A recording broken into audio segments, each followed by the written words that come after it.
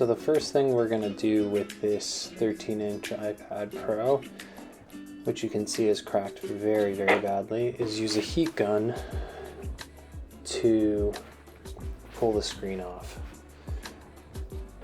This screen is cracked so badly that I know from the beginning that a lot of small glass pieces are going to come off when I pull it off.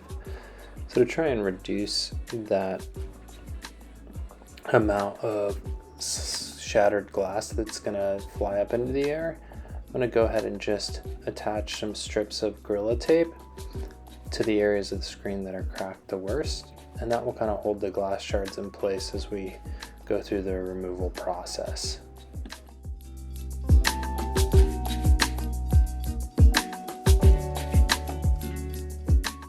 The next step is to use a heat gun to deactivate the glue and pry off the screen.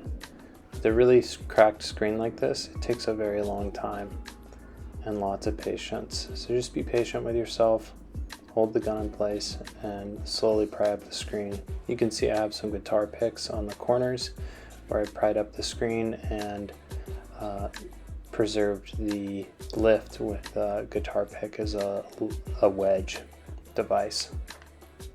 Don't worry about getting the screen too hot.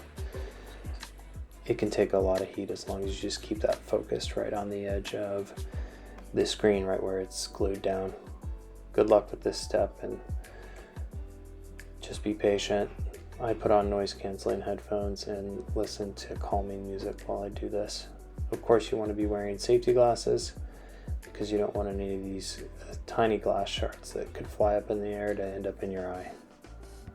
Generally, my strategy is to start on the side of the screen that's cracked the least and just pry and heat all the way around the circumference until I get to the sides that are cracked the most, which in this case have the Gorilla Tape on them. You'll reach a point to where you've just about got the screen detached, but it's still sticking in a few spots. This is where having that Gorilla Tape on the surface can help a little bit, because you can just hold the screen up by that and apply heat to any areas that's still sticking until you can tell that the screen is only connected to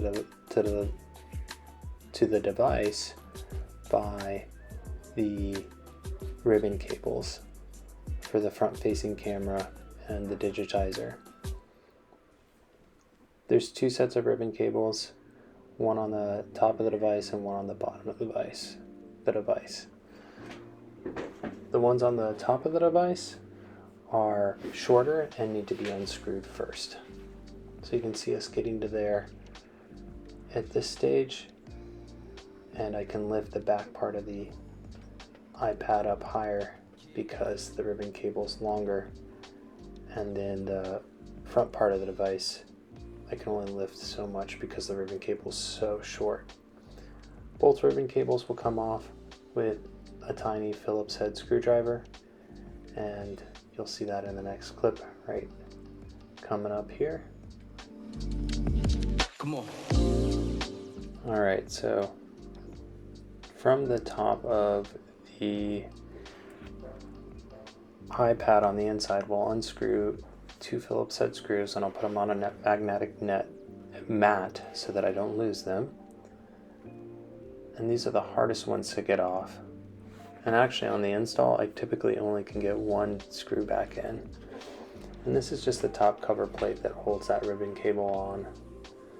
And once you get it off, you can just unclip the ribbon cable like unclipping a tiny little Lego.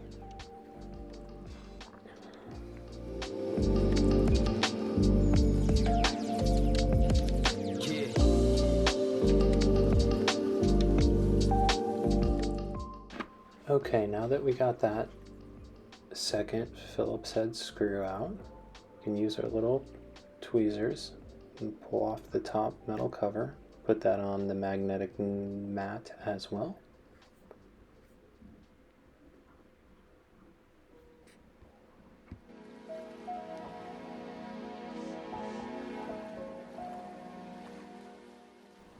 Next, I'm going to use the smudger to just unclip that ribbon cable.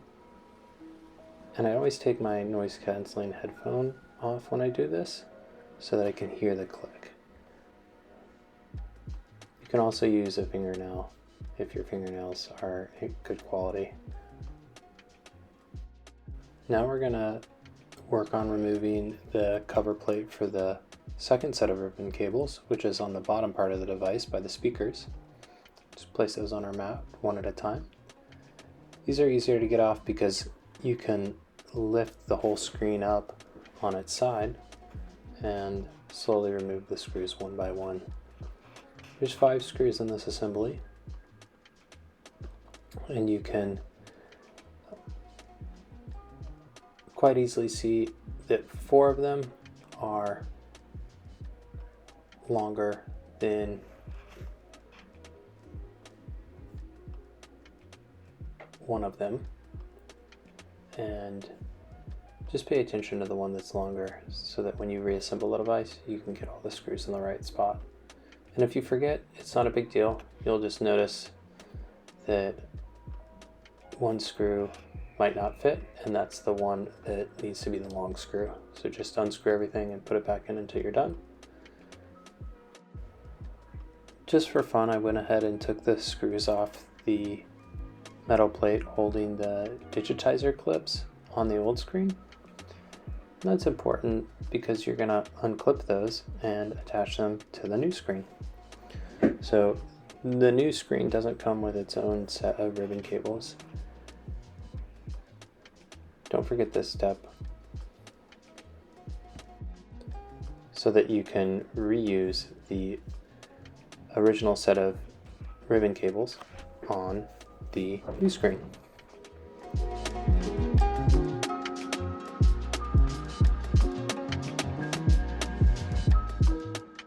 Now that we've removed the 5 screws, we can lift the board cover, or the ribbon cable cover, and just go ahead and unclip these ribbon cables like Legos. And here I'm going to use the fingernail tactic. Same thing, I'm taking off my noise canceling headphones so I can very gently pry these off and just kind of hear the pop so that I know they're disconnected correctly.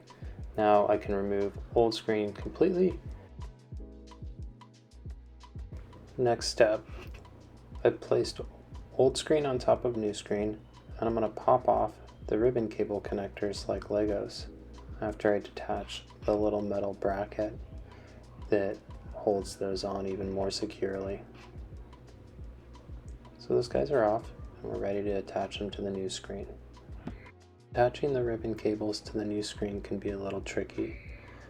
My strategy is to use my hands and take off my noise canceling headphones and just gently press each cable connector back into place like a Lego. And I'm feeling and listening for the click. Once it's clicked in, I know it's good to go, and we're ready for the next step, which is to place the metal retaining bracket back on over the screw holes and the ribbon cables, and then screw back in our 2 tiny little Phillips head screws back in their holes so that everything is correct and quality on this ribbon cable attachment. So I'm just calmly and gently setting 1 screw at a time. Having a Phillips head screwdriver with a magnetic head really helps keep the screw attached while you're driving it.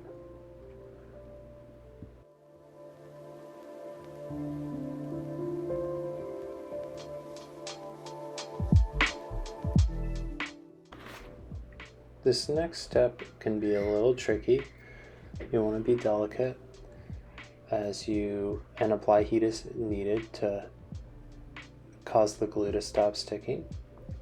And these top ribbon cables from old screen need to go to new screen, and attached to them are LiDAR sensors and light meters. There's a few of them. You just carefully pull them off. If you take your time with this process, you won't rip the cables and you'll preserve the sensors. You'll probably do a better job than if you were to pay Apple to do this repair for you. then you'll learn a lot more about your skill set when it comes to electronics repair. Rest assured, anybody can do this. It's not that hard. So the ribbon cable has LiDAR sensors attached to it and a light meter, and those were glued to the screen. Well, this break was so bad, and yours might be this bad too, that the cracked pieces of glass are still glued to the sensors after we pulled off the ribbon cable. So I'm just hitting it with some heat, and then I'm going to very gently pull the little pieces of glass off each sensor, one at a time. This is where paying attention to detail, taking your time, and just remembering the intersections between the philosophy of metaphysics and quality work really interconnect. If you don't know what I'm talking about here, you should read Zen and the Art of Motorcycle Maintenance. Okay, here we go. I'm just using little pliers or tweezers to pull off these tiny shards of glass, one at a time. And it's just a combination, my strategy of hitting the sensor with some heat and pulling off the glass pieces.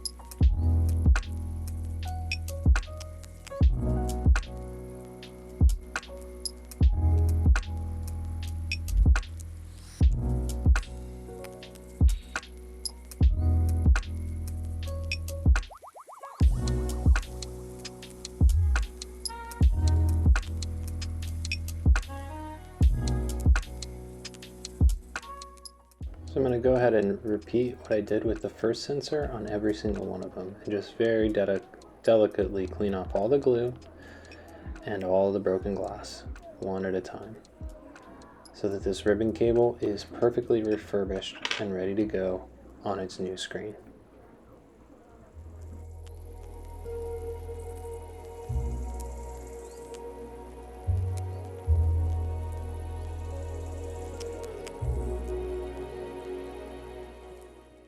I went ahead and split this repair up over 2 days. One day to take the screen off and clean the ribbon cables, and the next day to put the new screen back on. So on day 2, I start by gently pressing the old top ribbon cable onto the new screen and just letting it stick where it's going to stick. If you have screen adhesive, you could use it on this ribbon cable here. I chose not to, but this is something you're just going to have to choose to do what you're going to do. Either way will probably work for you. Alright, this next step is to do some more cleaning around the, I guess you would call it a bezel. It's the outside edge that the new screen and old screen sit on, and there's still a lot of little tiny glass shards that I'm cleaning off one by one, and using some heat to clean them off my tools and just kind of pasting them on a rag, because again, as soon as the glue dries, it starts sticking again, or sorry, cools down. Heat is the only way to deactivate it. And I want to get this inside edge very, very well cleaned off. At least all the little bit of glue residue and all the old broken glass taken off one by one. And again, just make sure you're wearing safety glasses. You don't want any of these tiny glass shards to end up in your eyes while you're working on this final step of cleaning.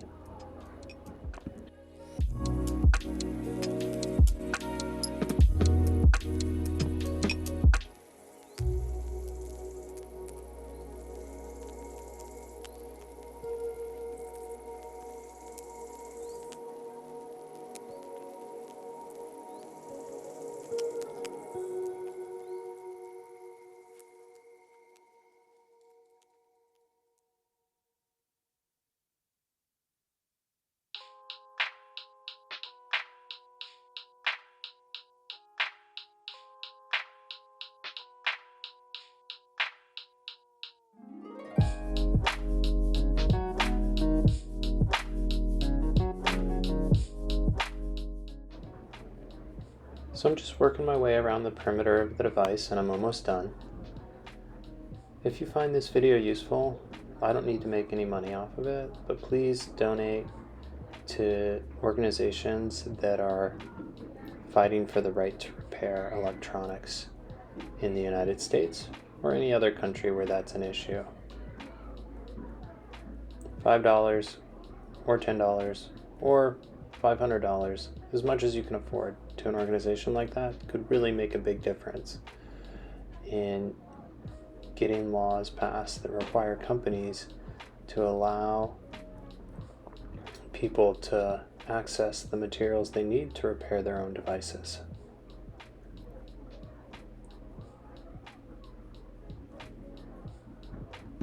So there are two magnetic metal inserts along the edge where the volume buttons are, and then on the bottom towards the speaker. And I clean those off carefully and put them back in.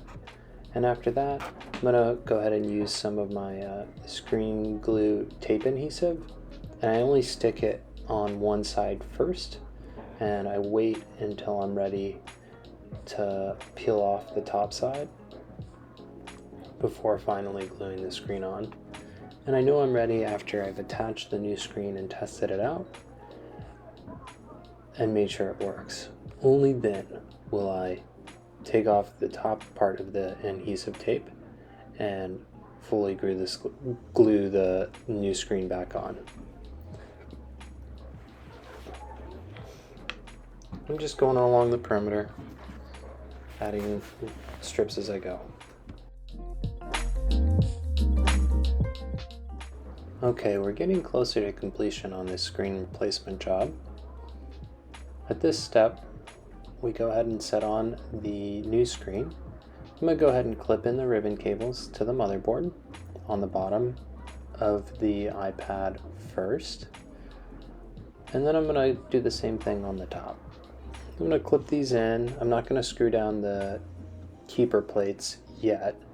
After they're just clipped in, I'm going to gently set the new screen on top of the device, power it on, and test out the digitizer and front-facing camera and front-facing microphone.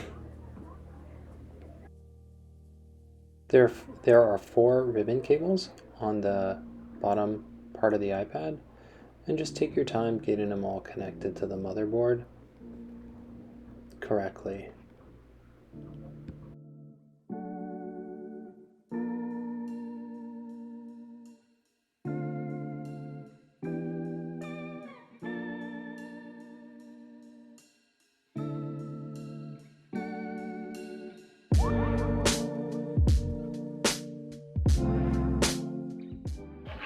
Okay, now we're going to go ahead and attach the top ribbon cable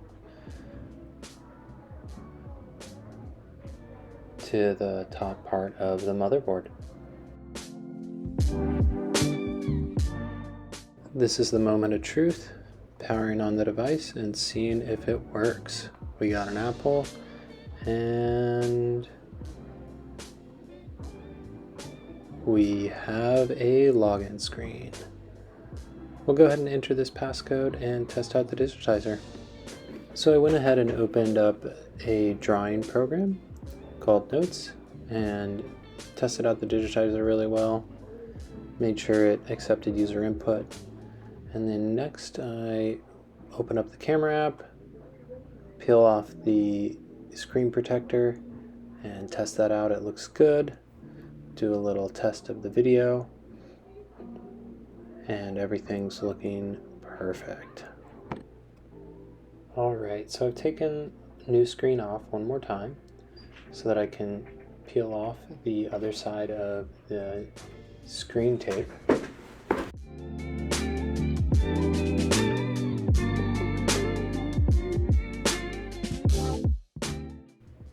My strategy is to use tweezers to peel off just the top side, one strip at a time.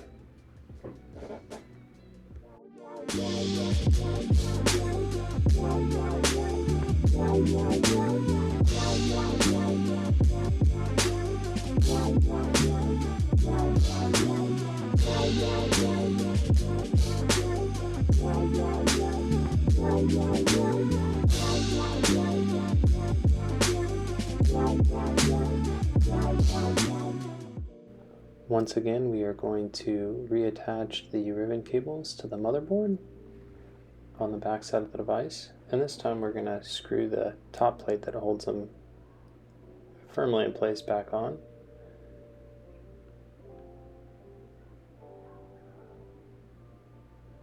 We're going at 8 times speed right here, so don't work as fast as you're watching, just take your time and do it right.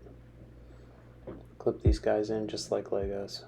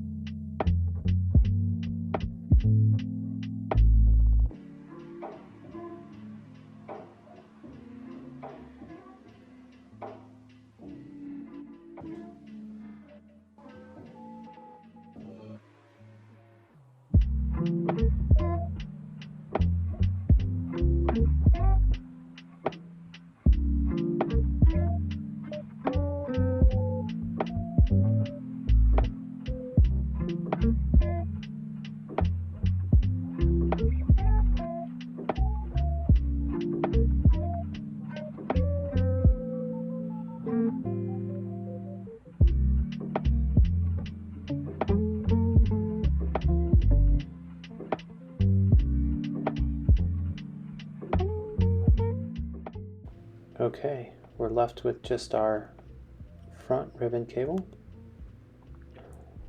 We're going to gently attach this to the top of the motherboard and then put on the little metal bracket to hold it in place.